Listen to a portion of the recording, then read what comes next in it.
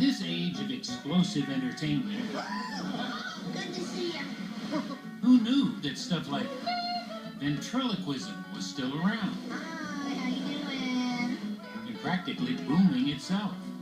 At the International Ventriloquist Convention. 575 ventriloquists recently filled the Cincinnati Airport Hotel for their annual convention. Maximilian A. News. They arrived from throughout the nation Say hello to everyone. and the world. Hello, I'm Sexy Granny, I'm from Romania, and I love the USA too. Where are we? We're at the ventriloquist convention. Oh my God. Let's go home. Carla Rhodes of New York City wouldn't miss it. I don't think I'm drunk enough in that photo. Cecil, her crotchety old dummy, if you'll pardon the expression, isn't so keen on the trip. Cecil, we'll have lots of fun. No, we won't. It's a bunch of freaks with puppets. Am I on television? Cecil is getting old and grumpy. Sunday morning. He started in the vaudeville days. TV killed vaudeville. Radio killed vaudeville. You're a traitor. You're a traitor. You killed vaudeville. Cecil, don't. At one point, all dummies looked like Cecil, made of leather and wood. Ooh, hey, I think I found one. Now there are hundreds of looks to choose from. Prices start in the hundreds and continue well into the thousands. You know, many ventriloquists got their start as kids. Yeah, weird kids. The quality of the ventriloquists themselves also ranges widely. From beginners What happened to that director that you were going out with? to veterans. I had read that was love at first sight. Well, it was. What happened? I Took a second look. I see.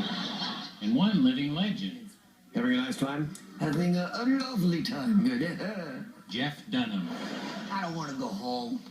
Why not? I think my house is haunted. Why do you think that? My wife is there. Who, according to Forbes magazine, made $19 million last year. Yes, as a ventriloquist. I walk in the front door and all I hear is, get out.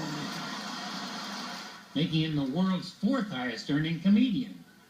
There's so many different avenues that a ventriloquist can perform in. There's cruise ships, there's corporate gigs, there's the college market, there's Las Vegas, and then you start going to the comedy clubs, then you can go into the theaters, and then for me, after the theaters, it was the big arenas, and, you know, we've been averaging, I don't know, the last 7 years now, anywhere between 6,000 and 14,000 people a show. I knew nothing about this world of ventriloquism. Laude. The last ventriloquist I recall was Senior Wences, then a regular on Ed Sullivan. Very difficult. For you, for me, very easy.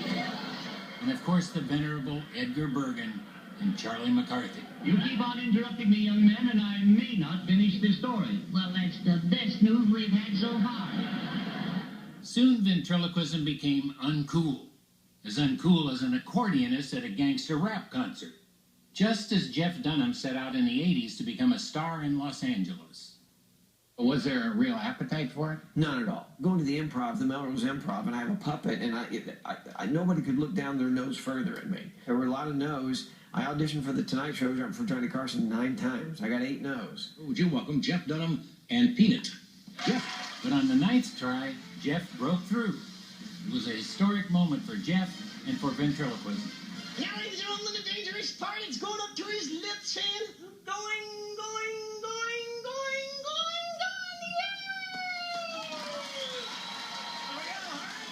Jeff has gone on to do 5 Comedy Central specials, sold 7 million DVDs, and untold tons of Jeff Dunham merchandise. How are you? Good, how are Good to you? see you. Jeff has attended all but one of the conventions, Peter, how are you? Good to see you. but now he attends not so much as a participant, but a role model. Jeff Dunham, he most certainly inspired me to begin with, and I think he inspired this whole generation of ventriloquists that are my age. Proceeds from this 38th annual convention go to the Vent Haven Museum in suburban Cincinnati, We have this add-on that we did with the bleachers.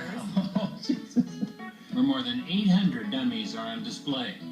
But he can also wiggle his ears. Oh. Curator Lisa Sweezy. The dummies here can do anything you can do. Winking, blinking, spitting, smoking. We've got one that cries. goodness, what is all this?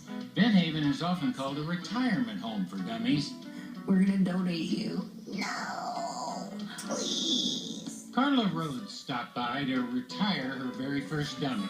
I'm gonna give you a hug. What are you doing? You're hugging a dummy. That's okay. I hug my fiance all the time, so what's the difference? All right. It's the end of the line for these dummies. Okay. But a whole new generation of ventriloquists is just beginning.